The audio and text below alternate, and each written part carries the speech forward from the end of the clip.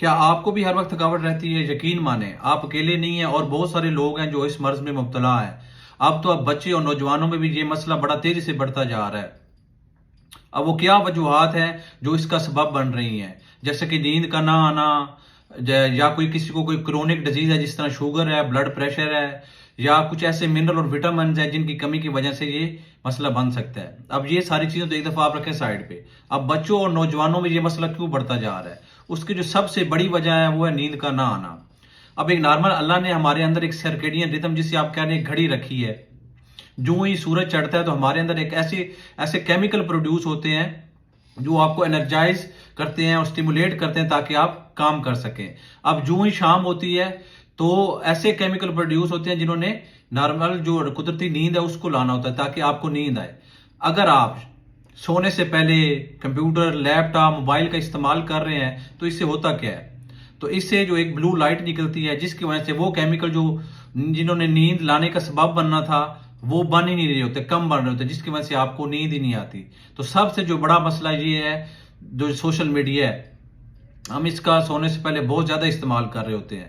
تو کرنا آپ نے کیا ہے کہ آپ اپنا جو سلیپ پیٹرن ہے اس کو صحیح کریں۔ اگر آپ نے 10 بجے سوتے ہیں تو اس سے 1 گھنٹہ پہلا موبائل، لیپ ٹاپ، کمپیوٹر وغیرہ تو اس کو آپ بند کر دیں۔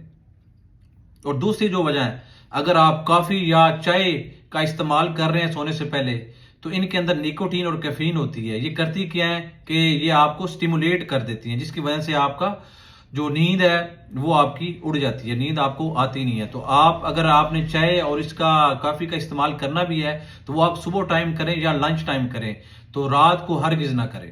اور تیسری بڑی وجہ، اگر آپ ہر وقت اپنی باڈی کو سٹریس میں رکھتے ہیں، آپ کو ٹینشن رہتی ہے، انزائٹی رہتی ہے، تو اس کی وجہ سے ہمارے اندر ایک سسٹم، سمپیتھیٹک سسٹم، وہ ایکٹیویٹ رہتا ہے۔ تو اس کی وجہ سے ایسے کیمیکل پروڈیوس ہوتے ہیں جو آپ کو سٹیمولیٹ کرتے ہیں جس کی وجہ سے آپ کو نیند نہیں آتی۔ اور جو چوتھی بڑی وجہ ہے، اگر آپ پروسیسڈ فوڈ کا زیادہ استعمال کر رہے ہیں، جس طرح یہ بیکری پروڈکٹس ہیں، ان میں گلوکوز بہت زیادہ ہوتی ہے۔ وقتی طور پر آپ کو نیند تو آ جاتی ہے لیکن جو اصل وہ نیند آپ کی ساری ڈسٹرب رہتی ہے۔ اور دوسرا، ان جو پروسیس فوڈ ہے ان کا استعمال ہے وہ بہت کم سے کم کرنا چاہیے۔ ان سے ہوتا کیا ہے کہ جس طرح یہ شوگر ہے، بلڈ پریشر ہے، جو مولک بیماریاں ہیں، یہ ان سے ہوتی ہیں۔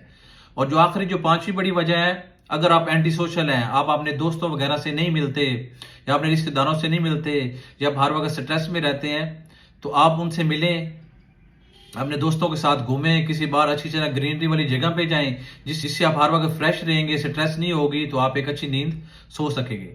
یہ وہ ساری وجوہات ہیں جو آج کل تھکاوٹ کا سبب بن رہی ہے۔ اب جو لوگ ویسے بیمار ہوتے ہیں، جن کو شوگر ہوتی ہے یا بلڈ پریشر ہوتا ہے، کنٹرول نہیں رہتا، تو اس کی وجہ سے ان کو ہر وقت تھکاوٹ رہتی ہے۔ اگر کوئی ایسے مرض میں مبتلا ہے تو وہ اگر ان چیزوں کو آپ نے کنٹرول کرے گا تو وہ بھی ایک اچھی نیند سو سکیں گے۔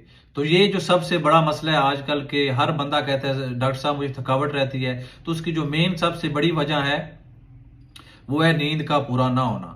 تو آپ اپنا جو نیند پیٹرن ہے اس کو ٹھیک کریں۔